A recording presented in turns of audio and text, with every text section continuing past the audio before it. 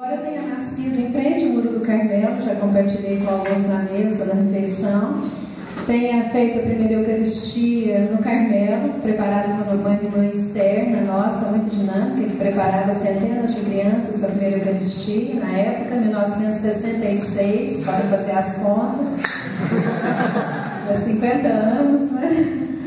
E eu cresci à beira, à sombra do Carmelo, parecido com a Elizabeth da Trindade, escutava o sino, era ele que me despertava para ir para a escola, era o sino que me despertava para ir para a missa, né? Tocava o primeiro, no segundo eu já estava lá, de tão perto que era, né? E cresci ali, mas o Senhor teve que correr atrás de mim, né? A gente, no processo de caminhada, de juventude, embora eu tenha entrado cedo para participar de grupos de jovens, para vencer a minha timidez, eu entrei no grupo de jovens, né? E com 15 anos.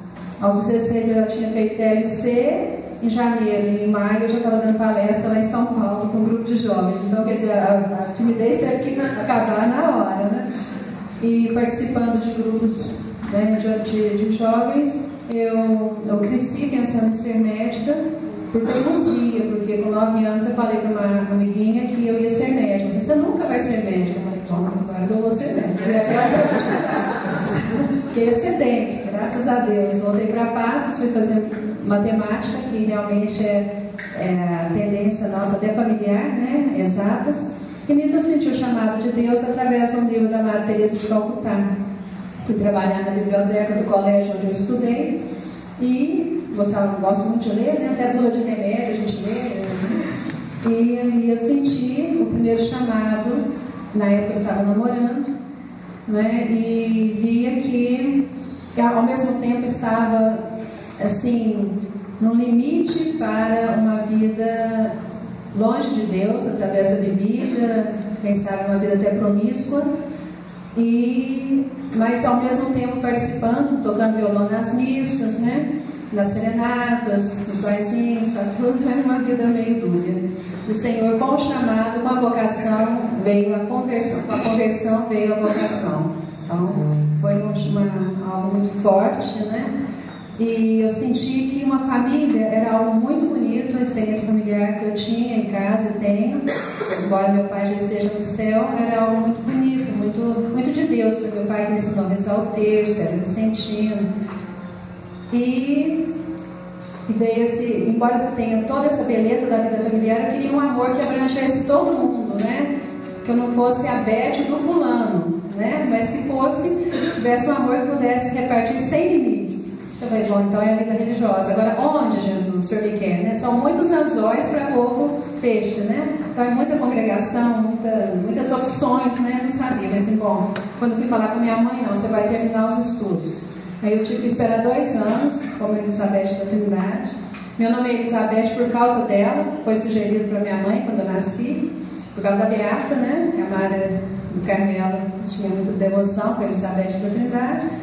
E com isso eu fui procurar conhecer as congregações sem compromisso. Aí fiz experiência de oração, na renovação carismática, e descobri que Deus falava comigo. Foi a maior descoberta da minha vida. Que maravilha, Jesus fala comigo, né? Porque no grupo de jovens a gente falava com Deus, fazia meditações lindas, muito úteis também, né? Mas terminava ali e saía e ia embora, né? E da experiência de oração eu descobri que Deus falava comigo, Jesus falava comigo, que coisa. Aí eu me encantei com a vida de oração. E na época eu trabalhava, eu estudava, e era costume no nosso grupo, tinha vários vocacionados, que uns queriam ir para o mosteiro de Claraval, outros, as meninas queriam ir para a vida religiosa, e a gente era costume conversar com a Madre Teresinha do Carmelo. Aí a primeira vez que eu fui, falei, Madre, embora eu morasse ali perto, mas não tinha muito contato assim, com as irmãs de dentro, né? Só a irmã Angélica. Eu falava assim, olha, o último lugar do mundo que eu entro é o Carmelo, né? É muito sublime demais, eu sou muito barulhenta, eu sou muito agitada, isso não é para mim. A senhora vai falar sobre vida comunitária, sobre missões, eu sinto que eu tenho vocação missionária. E foi, né? Continuei indo falar com ela sobre esses assuntos. E ela lá, havia um período de 16 anos sem perseverar ninguém no meu Carmelo de Passos. Depois na época do concílio, de 63, mais ou menos, até quando entrou a irmã Maria Luísa, em 1979, não tinha perseverado ninguém. E era período de mudanças, nós fomos cobaias de formação, né, o meu grupo. Depois a irmã Maria Luísa entrou e ela estava preocupada, porque já fazia 2 anos que ela estava sozinha no noviciado, e ela se rezando, com medo com o lugar de ter que fechar o Carmelo, porque não tinha vocações. E nisso, eu falando isso, ela diz, a irmã Terezinha, que lá no fundo ela sentia que eu tinha vocação, né? Ou pelo menos desejar.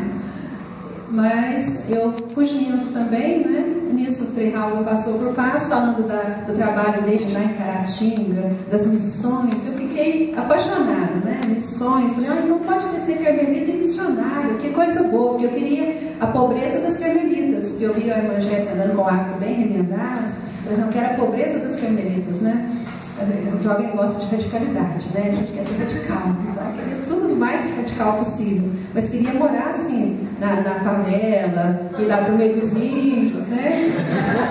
Não queria morar no Tela, queria morar debaixo de uma cabana, né? Comer o que os índios comem. Fui me preparando para levar uma vida bem dura, por amor de Jesus, e bem perigosamente, né? E ele me mostrou o Carmelo e disse, ótimo, então a gente pode ser carmelita missionária. E entrei em contato com as carmelitas missionárias de Santa Terezinha. E vou dar uns cortes aqui, senão não dá tempo. E fui conhecê-las no dia 8 de dezembro de 1980. Isso já estava terminando os 2 anos de matemática, que dava a licenciatura curta em ciências, que era o diploma que a minha mãe queria, né? Podia dar para ela, já podia ficar livre, para seguir minha vida, né? Foi um dos anos mais angustiantes da minha vida, porque eu queria já dar tempo integral para Jesus, mas ainda tinha que estudar, trabalhar, ajudar, cuidar dos irmãos, que eu sou a filha mais velha. Eu entrei com 20 anos, meus irmãos, a escadinha de 4 abaixo de mim, né? Ainda tinha que ajudar a cuidar. E aí fui conhecer as carmelitas missionárias, e lá no momento de oração Deus me mostrou que eu queria trabalhar com morador de rua, com criança, com adulto, com velhinho, com escola. Eu queria estar em toda parte. Isso só seria possível, como Santa Terezinha descobriu a vocação dela no coração da igreja, seria o amor. Então Jesus me mostrou, só no Carmelo você vai poder atingir todo mundo, né? Sou gulosa, né? Eu quero sempre mais. Então, nisso, eu voltei para Passos, 17 de dezembro, dia 2 de janeiro, já estava dentro do Carmelo fazendo experiência. Faz 35 anos, ainda não me cansei de ser feliz, como diz a nossa irmã Isabel. Depois eu fui percebendo que 3 motivações fortes eu tive. Primeiro, esse desejo de intimidade muito forte com Jesus. O segundo, um desejo muito grande de liberdade. Eu sempre sonhei muito em ser livre, e o Carmelo me apontou esse caminho de liberdade. Liberdade de mim mesma, principalmente. Levei uns 10 anos, isso aí para animar os vocacionados, 10 anos para me adaptar ao Carmelo, né? Ao silêncio. Todo domingo eu tinha dor de cabeça, fui descobrir, porque domingo era o dia mais agitado, que eu passava o dia na igreja, tocando violão, depois reunião do grupo de jovens, de tarde íamos jogar handebol, de noite reunia a turma para conversar. Então era um domingo, aí no Carmelo era tudo quietinho, né? Domingo era o dia mais silencioso, no dia, né? Trabalho, para distrair, né? Então levei um tempo para me adaptar, mas graças a Deus, nem por um momento eu pensei em desistir, porque foi muito forte o chamado. E quando eu entrei, meus amigos todos começaram houve tanta aposta para ver quanto tempo eu ia considerar, já que se eu fosse receber uma porcentagem, eu ia ficar muito bem. Então, o pessoal, não, vai ficar só uma semana. Não, um mês eu acho que ainda consegue. Tanto no meu jubileu de prata, né, em 2006, eu fiz questão de convidar todo mundo para agradecer o menino, porque nem eu acreditava. Jesus, olha, todo mundo, ninguém acredita. E eu olho para mim e falo, eu não tenho nada, você quer me dizer, só esse desejo, né? E eu só acredito, eu dou um salto no escuro, um salto de fé. Eu acredito que se o Senhor me chama, o Senhor vai me dar capacidade, o Senhor vai me fazer vencer todas as barreiras, né? E o terceiro motivo é esse desejo missionário mesmo, né? Que ela sempre estimula a gente, sempre vai dando sentido a tudo aquilo que a gente passa na vida do Carmelo. Tem sofrimento? Claro, como toda vida. Onde tem pessoas, tem problemas. Quando não tem pessoas, também tem problemas. Serenitas também devem ter problemas, né? No entanto, em comparação, eu já comentava isso com alguém, em comparação com a graça de Deus, com a vocação, colocando tudo na balança, tudo que a gente sofre uma vida inteira, em vista na balança diante de uma Eucaristia, uma única Eucaristia, é infinitamente maior do que tudo que a gente possa ter sofrido, né? Jesus se entregando a nós é algo muito mais, é algo infinito, né? Não tem nem comparação. Então, com isso, a nossa vida é isso, vocês já sabem, né? É oração pela igreja. No vídeo dá para perceber um pouco, né? Quando perguntaram, né? Me perguntam, o que precisa para ser carmelita? Fala, primeiramente, você é louca? Tem que ser louca, senão você totalmente contra tudo que é racional, né? E segundo, um amor apaixonado por Jesus, que aí você enfrenta o que tiver. E depois, um ano de discernimento vocacional, aí foi todo o processo, né? Lá em casa a gente tem um ano, depois você já está certo, faz uma experiência de 3 vezes, né? Aí depois volta para casa sem compromisso, se quiser, faz o pedido, passa também por uma outra seleção, e ali tem a caminhada, né? Cada Carmelo varia um pouco. O nosso é 1 ano e meio de postulantado, 2 de noviciado e 4 de votos temporários. Nós aumentamos o período de formação inicial para dar uma base maior, que eu falo para as jovens que chegam para o noviciado nosso, e para as novas professas solenes, que elas vão ter que enfrentar problemas muito maiores do que nós enfrentamos hoje. Pela situação que o mundo está vivendo, está caminhando, para onde está caminhando, então vai precisar de muito mais preparo para enfrentar os problemas daqui a 20, 30 anos, né? Eu já vou estar assim, agora estou na metade da minha vida, eu falo para elas, né? Por isso que eu me considero jovem. Então eu quero viver mais 50 pelo menos. Então, mas elas vão estar com as rédeas na mão, então elas vão ter que enfrentar mais dificuldades, provavelmente, né? Pode ser que não, mas provavelmente não precisa de uma formação mais sólida. Então, aí é esse o processo vocacional. Nossa vida é muito simples, me perguntaram, né? A gente levanta assim, não 5 para as 10, como o Pebaris falando, né?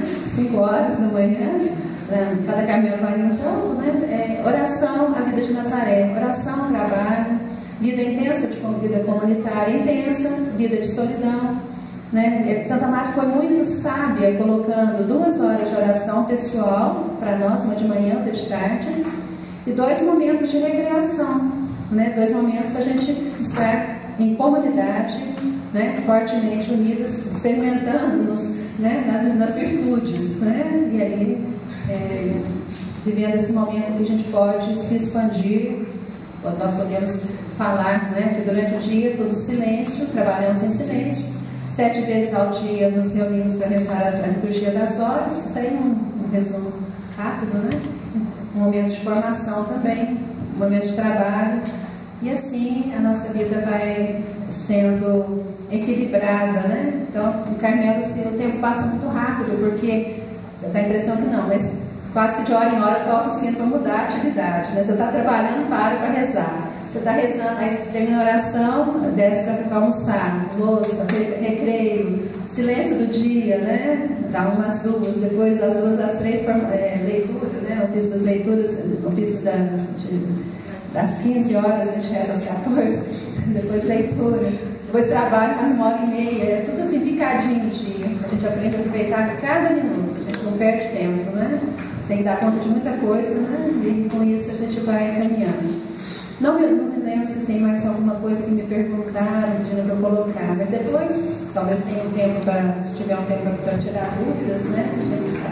Então, eu gostaria de passar esse videozinho, né? Foi preparado pela nossa irmã Rose, vai aparecer na nossa comunidade, na nossa casa. É a outra.